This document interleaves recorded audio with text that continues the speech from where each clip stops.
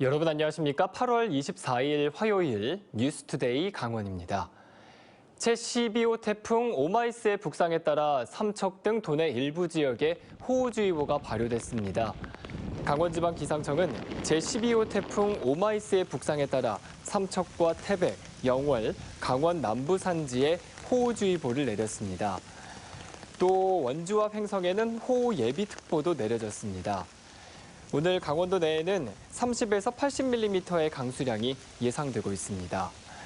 한편 동해 중부 먼바다에는 풍랑주의보가 발효된 가운데 2에서 5m의 높은 파도가 일고 있습니다. 기상청은 태풍에 따른 산사태와 농경지 침수 등 피해 예방에 각별한 주의를 당부했습니다. 제12호 태풍 오마이스의 북상에 따라 강원소방본부는 비상 1단계를 발령하고 피해 예방에 주력하고 있습니다.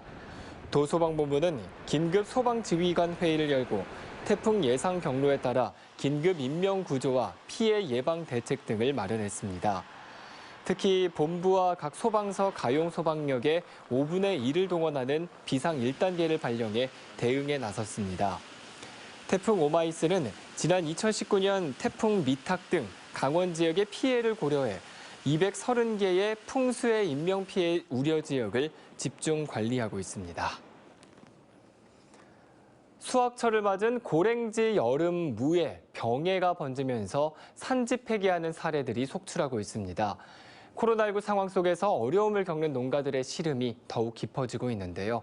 보도에 조성식 기자입니다. 해발 400m 이상의 준고랭지, 수확을 코앞에 둔 무밭이 드넓게 펼쳐져 있습니다. 다 자란 무가 흙 위로 살짝 속살을 내밀고 있는데 막상 뽑아서 칼로 자르니 둥근 속이 까맣게 썩어 있습니다. 위향병으로도 불리는 무 시드름병이 발생한 겁니다. 주로 흙 입자를 통해 전파되는 토양 전염성 곰팡이병으로 방제약도 없는 상황. 한번 병이 발생하면 재발 가능성이 높기 때문에 앞으로 5년 동안은 이곳 밭에서 물을 재배할 수 없는 상황입니다. 밤낮 없이 물을 대며 힘겹게 키운 농작물을 모두 버려야 하는 농가는 허탈하기만 합니다. 유황병이 오면은 약이 없다고 합니다. 10,000폐이고 20,000폐이고 고스란히 다 물건을 쓸 건 하나도 없이 다 내버려야 되는데 우리가 시값이라도 좀 지원을 받을 수 있는 이런 행정 지금 현재는 그런 제도가 없다고 해가지고. 여름 무 피해는 이뿐만이 아닙니다. 무청에 꽃이 피는 추대 현상이 발생해 무밭인지 꽃밭인지 구분이 힘들 정도입니다. 무꽃이 피면 생육저하로 상품 가치가 없어 시장에 내놓을 수도 없습니다. 그러면 그 안에 이제 심의하기 위해서 못 쓰죠. 한 2,000평 되는 무도 그냥 내가 던졌어요. 그냥 버려가지고 손해가 올해 이만저만 아니죠. 지금 농산물 값도 없는 데다가. 이 같은 농작물의 병에는 경작에 따른 것으로 풍수해도 아니고 법정 전염병도 아니어서 피해를 호소할 곳도 없습니다.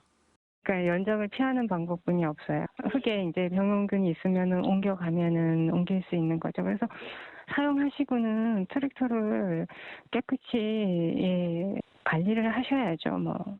코로나19 이후 소비 부진에 따른 가격 하락과 일손 부족으로 그야말로 고된 농사를 이어왔는데 약도 없는 병해까지 더해지면서 농가들은 이중 삼중고를 겪고 있습니다. MBC 뉴스 조성식입니다. 홍천에서 송전탑 건설을 반대하는 걸기대회가 열렸습니다. 반대 주민들은 6번째 걸기대회를 열어 백지화 입장을 분명히 했는데요. 코로나19 때문에 차량 안에서 경적을 울리고 시위하는 방식으로 치러졌습니다. 백승호 기자가 취재했습니다. 화물차와 승용차, 트랙터 등 수십여 대가 홍천 도심을 줄지어 이동합니다. 이들 차량에는 송전탑 결사저지, 현수막이 빠짐없이 붙었습니다. 돈 몇 푼에 한전과 합의하지 말라는 안내방송도 이어집니다. 홍천 송전탑 백지화를 요구하는 6차 걸기대회. 홍천군청 앞 도로에 멈춘 차량들이 경적을 울리며 시위에 나섰습니다.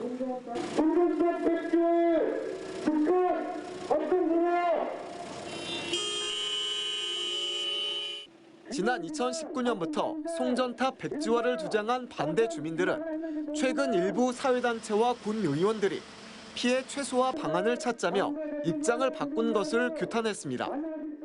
환경의 변화 물리는 엉터리 국책 사업, 이것이 바로 동해안 신가평 선정선로 건설 사업의 실상이다. 특히 이미 강원도에 세워진 334개 초고압 송전탑 설치 지역을 보면 재산권을 행사할 수 없을 만큼 땅값이 떨어졌고 주민들의 건강도 우려된다며 홍천의 송전탑 추가 설치는 절대 안 된다고 주장했습니다. 20년 동안 원인도 모르게 이제 아픈 사람들이 나오고 암 환자가 발생하고 이러니까 이런 것들을 정부나 뭐 이런 데서 제대로 좀 조사를 해야 되는데 한 번도 안 하잖아, 피해 조사를. 송전탑 설치 예상 지역 주민들이 또다시 골기 대회를 통해 반대 입장을 분명히 하면서 일부 사회단체와 군 의원들과의 갈등이 더 커질 것으로 전망됩니다. 경찰은 이번 골기 대회가 차량 안에서 이루어졌고 인원도 100명 이하로 제한했다며 방역 수칙에 큰 문제가 없을 것으로 판단하고 있습니다. MBC 뉴스 백소입니다. 올해 초 원주시 명륜동 재개발 지구에서 할머니와 손주 등 3명이 숨진 화재를 낸 60대에게 금고 3년의 실형이 선고됐습니다. 실수로 불을 낸 혐의로는 법정 최고형인데요.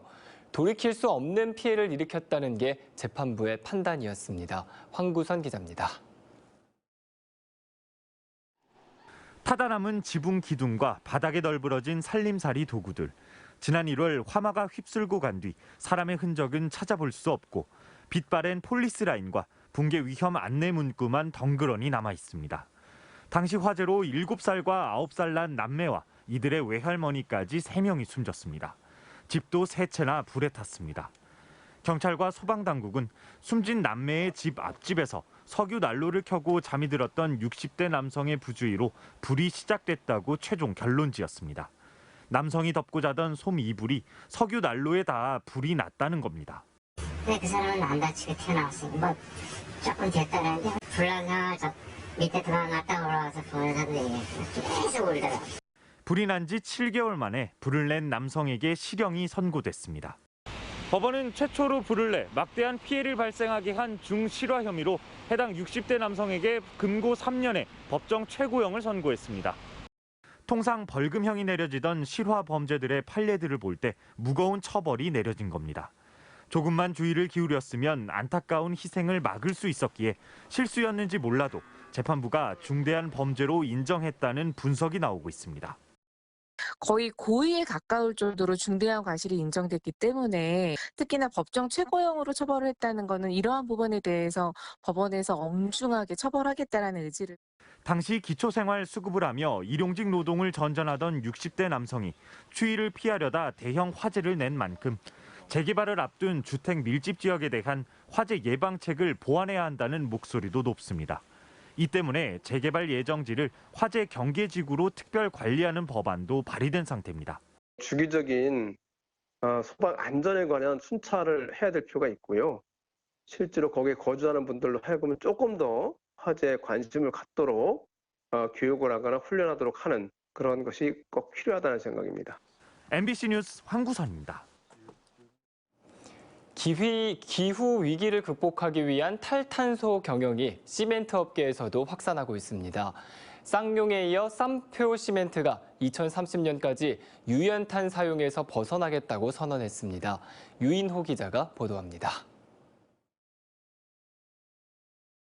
쌈표 시멘트를 경영하는 쌈표그룹이 2050년까지 모든 사업 영역에서 탄소 배출을 100% 감축하겠다고 발표했습니다. 쌈표그룹은 우선 주력 제품인 시멘트를 제조, 운송하는 과정에서 발생하는 탄소를 2030년까지 35% 감축하기로 했습니다. 이어서 2050년 이전에 100% 탄소 제로를 달성하기로 했습니다. 1단계의 핵심은 연료 전환입니다. 시멘트 생산의 주연료인 유연탄을 폐플라스틱과 같은 순환 자원으로 100% 대체한다는 계획입니다. 폐열 발전과 고효율 설비 도입도 확대한다는 방침입니다. 2단계에서는 원료부터 운송에 이르는 사업 전반에서 친환경 중심으로 공정을 개선할 계획입니다. 탄소를 포집하고 저장, 활용하는 기술 개발에 적극 나서고 친환경 운송 수단을 활용할 예정입니다. 산표는 감축 목표를 조기에 달성하기 위해 올해 700억 원, 앞으로 5년간 2천억 원을 투자하기로 했습니다. 기업의 지속적인 생존이나 성장에 대한 고민의 결과입니다. 선도적인 기업의 수준으로 로드맵을 작성을 하고 실천을 해서 탄소 감축이 이루어질 수 있도록 최선을 다하겠습니다. 시멘트 업계는 원가 절감을 위해 폐플라스틱 사용량을 꾸준히 늘려오던 중에 탄소 제로가 전 지구적 과제로 부각되자 사업에 더욱 박차를 가하고 있습니다. 쌍용양회는 종합환경기업 변신을 천명하면서 지난 3월 회사명을 쌍용 C&E로 바꾸고 2030년까지 유연탄 전량을 순환자원으로 대체하겠다고 밝혔습니다. 시멘트 업계 최초로 탈석탄을 선언한 겁니다. 올해 들어 정부와 함께 시멘트 그린 뉴딜 위원회를 구성한 다른 업체들도 쌍용 산표에 이어 탄소 감축 방안을 잇따라 내놓을 것으로 전망됩니다. MBC 뉴스 유인호입니다. 강원도의 현재 거리두기가 오는 9월 5일까지 연장됐습니다. 이에 따라 춘천과 원주, 강릉, 동해, 속초, 철원 등 6개 시군은 3단계, 태백과 홍천, 횡성, 영월, 평창, 화천, 양구, 인제, 고성, 양양 등 10개 시군은 2단계 거리두기가 2주간 유지됩니다. 하지만 3단계인 정선은 오늘, 삼척은 29일까지 현행 단계를 유지한 뒤 상황에 따라 단계를 재조정할 방침입니다. 이번 조치로 5인 이상 집합 금지 조치도 연장됐으며 단 백신 접종자는 인원수 산정에서 제외됩니다.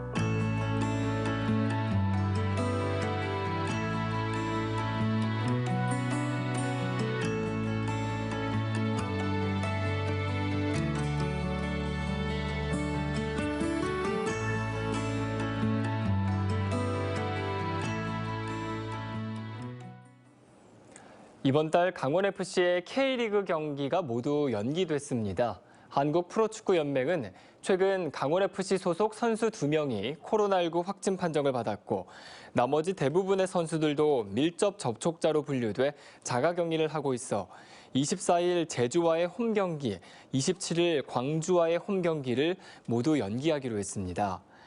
앞선 21일 인천과의 원정 경기를 포함해 연기된 3경기 개최 일정은 추후에 결정하기로 했습니다. 강원도교육청이 내년 공립중등학교 교사 288명을 선발한다고 밝혔습니다. 도교육청은 어제 2022학년도 강원도 공립학교 중등교사 임용 후보자 선정 견쟁 시험 사전 예고를 홈페이지에 공지했습니다.